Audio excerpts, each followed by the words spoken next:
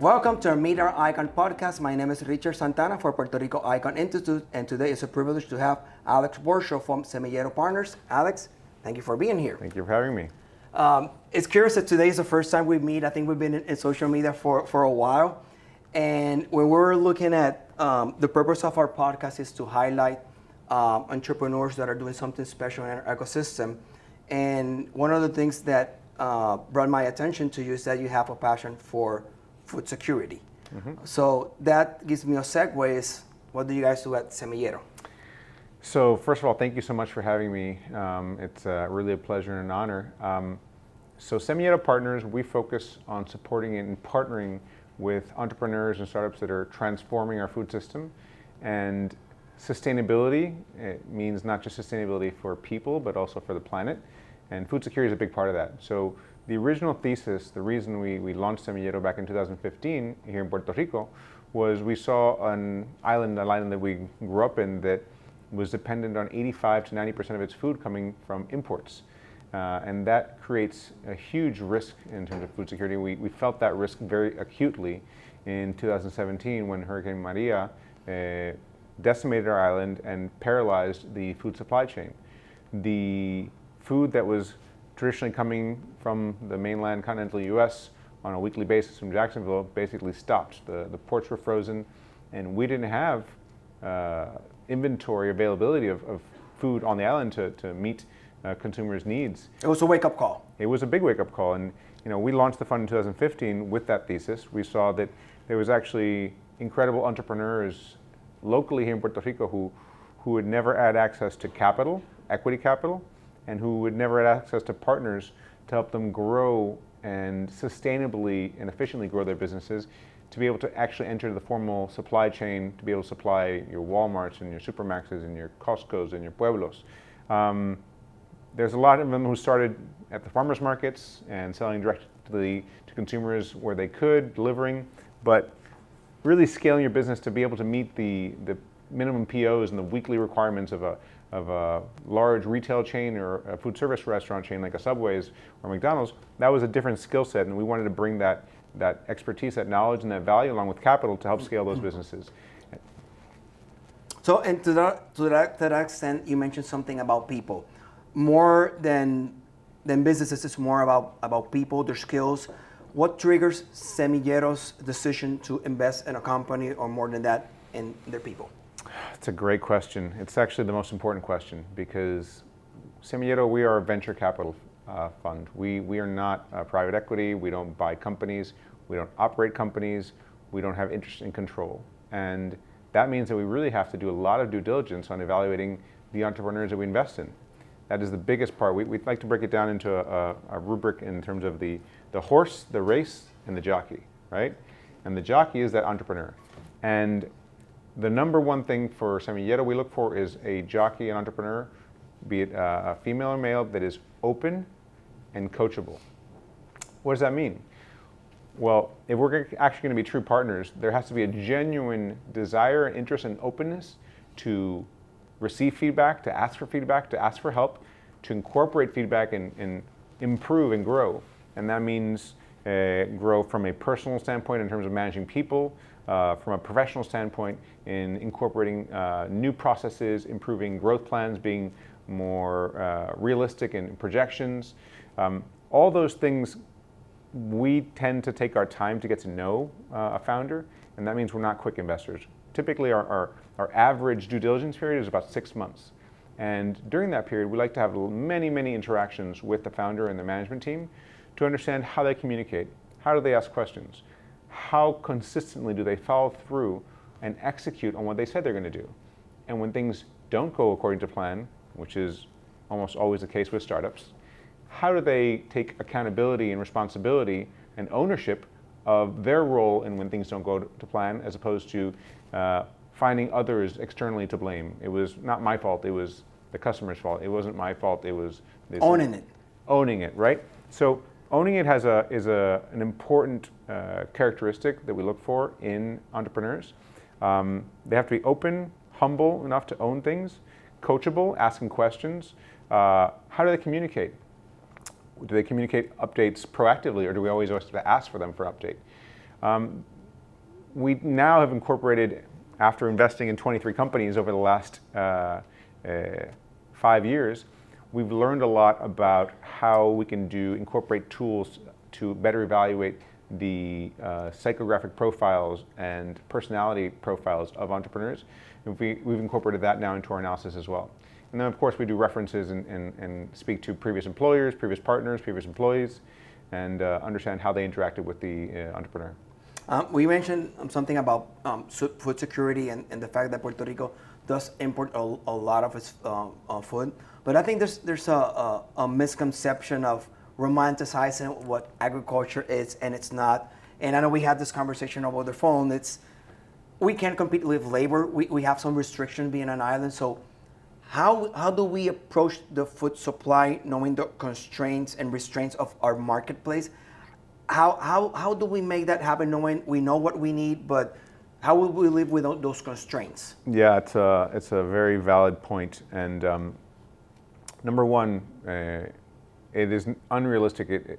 We don't see it as being a realistic future that Puerto Rico produces 100% of its food and beverage and demand and consumption. Right now we're at about 85 to 87% imported. Shifting just 15% of imports, right, to local production is $1 billion opportunity. Wow. So it's not a small number. And we'd still be importing 70%, 72% of what we consume, right? So we'd still be importing the vast majority, but just shifting 15% would be $1 billion economic impact in Puerto Rico. So, we're not shooting for the moon. We really went from a bottoms-up and top-down analysis to understand where the opportunity is. And to your point, like, Puerto Rico is never going to be a significant producer of wheat, right, or corn, where there are certain things that we're never going to be big producers of that we consume. However, there's a lot of space to grow the small and medium producers in a way that doesn't require them to scale up to be commercial, operations competing on par with, 1,000-acre farms in Iowa or Nebraska. And what we've learned over the process of the last 5 years investing in Puerto Rico is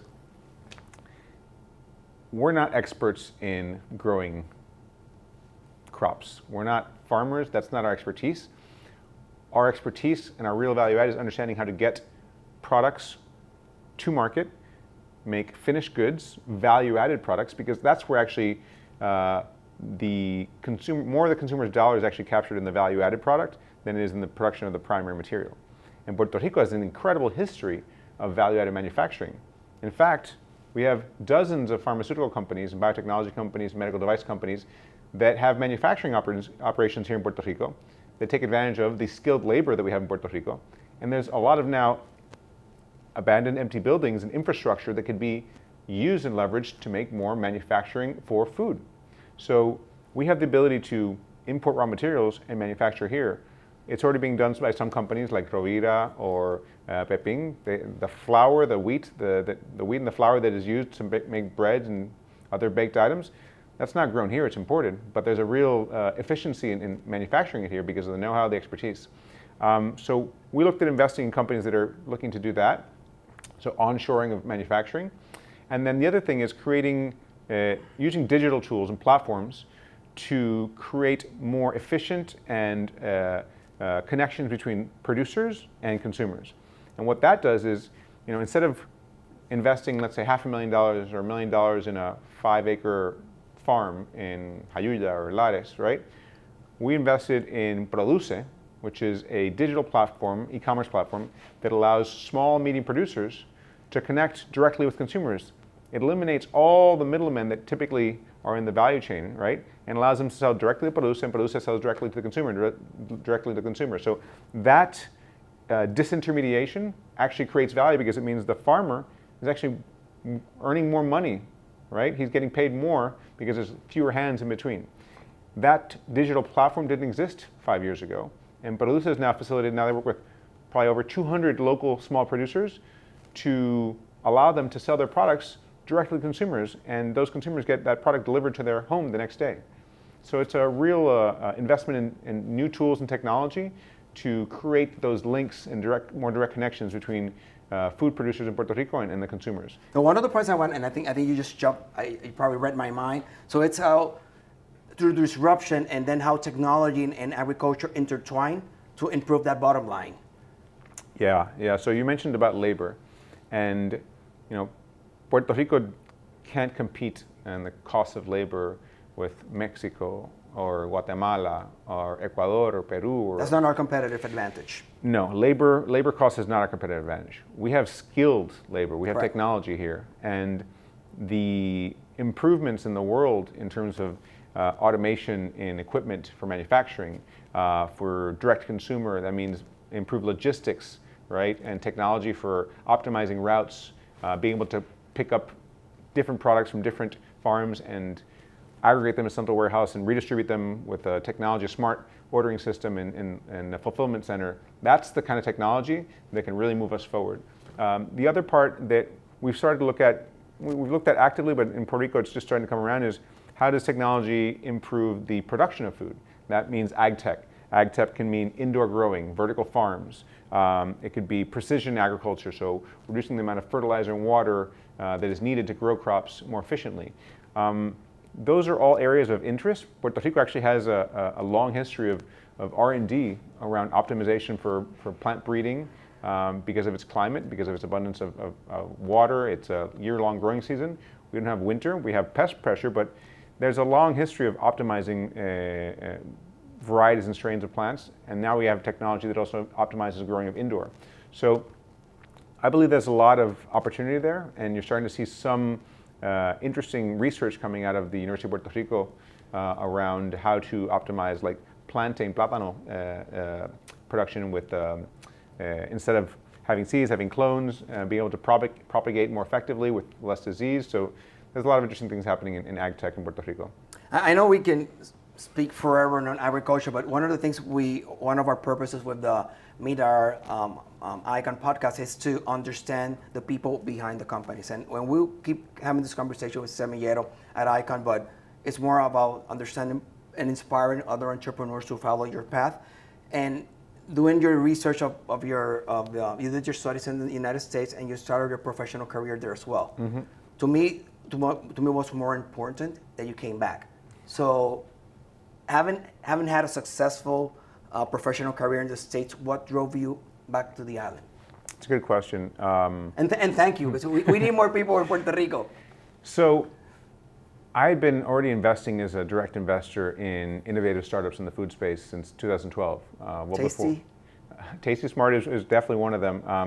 That invested in through Semillero. So Imperfect Foods is an example. Imperfect Foods is a leading grocery direct-to-consumer e-commerce platform. I invested back in 2015 as an angel investor, and they were just acquired by Misfit Markets. Their last valuation was a $700 million valuation. Semillero was invested through the fund as well. The opportunity came up in Puerto Rico. I never thought about moving back to Puerto Rico, to be honest. I was working as director of finance at Italy for the Americas out of New York. I was investing directly in startups. I was working with other impact investors. And the opportunity came up when I got the call actually from my father to introduce me to my co-founder. It never really dawned on me that there was opportunities to invest in Puerto Rico or be a place to invest from. And one of the things that I was surprised about was the data that I came back and saw regarding the imports, the lack of equity capital, the non-existence of venture capital really for entrepreneurs here. And I started to meet some of the entrepreneurs, and it took a few years to really educate the local business community entrepreneurs about venture capital and the model and how it worked, because the mentality really was focused on, well, you're going to come and try to buy my company, you're going to take over my business, you're going to be my boss, and that's really not our model at all. And once we started investing and partnering with entrepreneurs, they started to spread the word and talk to their colleagues and friends and be like, actually, no, Semiyero's a great partner. They've helped me learn and grow, and they've been supportive, and they haven't been telling me what to do. They're not my boss. So it took a couple of years, but now things are really flowing, and you see we get a lot of inbound leads. We've been mentors in Parallel 18, for example, in Guayacán for the last 4 or 5 years, and now we get a lot of referrals from other entrepreneurs in the island, from investors. It's been an exciting role to be part of that development of that ecosystem. about venture capital and private equity in Puerto Rico. And for me, the chance to come back home, right, and have a real impact in not just driving food security and investment in Puerto Rico, but really, what really motivated me was the challenge to prove that Puerto Rican entrepreneurs can really be successful and create amazing, growing companies, valuable companies. That was something that I heard that was like, yeah, that's not going to be, you can't do that. That's going to be too hard. And I really have that chip on my shoulder that we can do it, and I don't want to be the protagonist. I want to be the partner supporting these great entrepreneurs who have the vision, the ambition, and we want to help them make their vision a reality. I think the conversation, this part of the conversation we're having, to me, is extremely important, because this is a proof that actually you can come to Puerto Rico and create great entities. So it's important for the 5 million people that are in the United States. I think we have a Puerto Rico that is more different. There's more opportunities, and particularly for our college students that usually part of the brain drain, they have to go to the States because the opportunities are there. So whether it's job opportunities or for the startup community, I think Puerto Rico, we're more mature in as far as the ecosystem has more tools that probably when we started looking at this, I think we're a better place. There's a lot of things we can talk, and I know we are a little bit short of time constraints. What are you seeing in today's ecosystem that excites you? And as far as just selling future entrepreneurs, what would be your recommendations for? Yeah, I actually think one of the things that excites me here in Puerto Rico is, the influx of new residents, and some people see them differently. People have come for tax benefits, but they also have come to be active participants. And what's exciting about those new residents is they bring that perspective and experience from outside of Puerto Rico, and their mentality is, oh, there's opportunities here. And they build businesses here, and they hire lots of people, and they tell their friends to come and bring their families and hire people here. So I think what's exciting is the mentality is really starting to shift to recognizing the incredible opportunities here, the incredible work environment there is here, and that outside perspective sometimes helps shift mindsets that have been ingrained in the status quo for many, many years. I think Hurricane Maria actually helped shake us loose a little bit of those ingrained mindsets. I think it was a blessing in disguise. Yeah. So where previously people saw like, oh no, that just doesn't work that way, it can't work that way, it's never going to work that way. The mentality, the mindset started to shift and get shook loose a little bit and say, well, actually, maybe it could work differently. And I see this as an opportunity to develop this or that, start a company.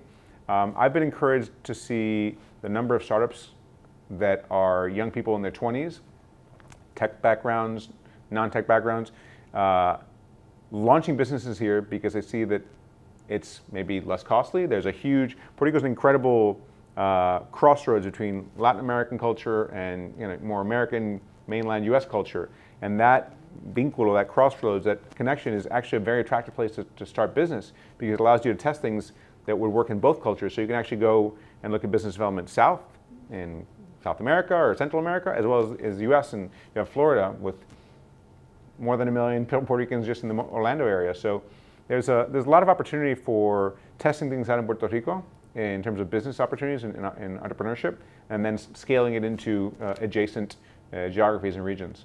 What would be your advice to a future entrepreneur that wants to go in the food and beverage space, which is very particular? Yes.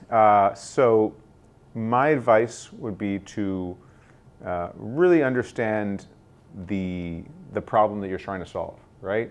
A lot of entrepreneurs I've seen have developed companies based on something that they liked, that it was something that they were passionate about, which is very important, but it's not always clear how it solves a problem, right? And who has that problem in the market? And the biggest, most successful companies, the greatest entrepreneurs we see is that there's a problem that they're solving, and they've really thought hard and used advisors and colleagues to kick the tires and understand, how am I solving that problem?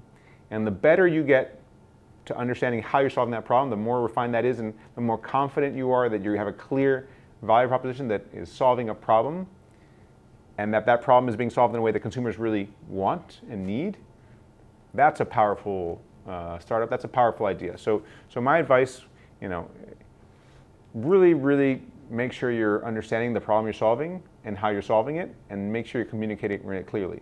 Then it comes to having realistic growth projections and plans, because as a venture capital, managing expectations. Yeah, as a venture capital investor, the number of presentations that I see that every growth plan is a hockey stick up into the right, exponential growth.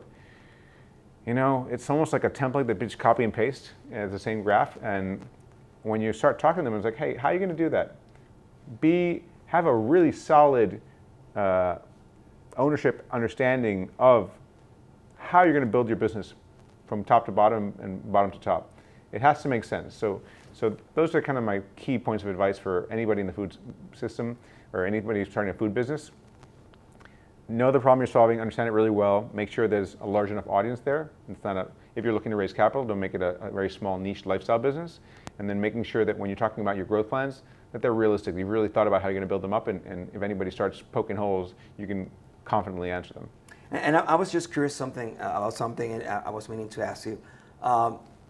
You got into the food and beverage business, so are you a foodie at heart? Like, what changed your career path from finance, investment, and go into agriculture? Yeah, I am absolutely a foodie. I love trying foods, new foods, discovering flavors, where they come from, how it was made. It's a passion of mine. One of the main reasons I got into investing in food, and sustainable food in particular, was I've always been a passionate environmentalist and conservationist, and traveling to beautiful places, including in the mountains of Puerto Rico, understanding what are the biggest threats to environmental conservation and climate change that's happening. One of the biggest ones is food, the way our global food system is built. It is completely unsustainable. We currently have a food system that is extractive and exploitative. It's unjust, unequitable, and unsustainable. And I decided that the biggest opportunity for me to combine my passions in a way that impacts the world and makes the world a better place is to invest in amazing, transformative, sustainable food, beverage, and food tech companies and entrepreneurs. So that's I would say in Puerto Rico, mi granita de arena. That's where I can contribute in the world to making the world a better place. Is my grain of sand is really partnering with incredible entrepreneurs. I love working with people. I love coaching entrepreneurs. And specifically in the food space, it's where I saw the biggest impact that I could have using my passions to making the world a better place. I think, I echo your sentiments, because what we're trying to do at the Puerto Rico ICON Institute is poner nuestro granito de arena and partnership with successful entrepreneurs, so we can just keep going that movement that there's great things that can be done from Puerto Rico. And last but not least, what are your thoughts as far as on what you're doing on the agriculture space and plant-based food? Yeah, I think I've been very excited about the growth and development of the plant-based alternative space. 15 years ago, if you went to the dairy aisle, right, it was mostly just cow milk, maybe some goat milk here and there, but there wasn't the abundance of soy, almond, oats, cashew, right?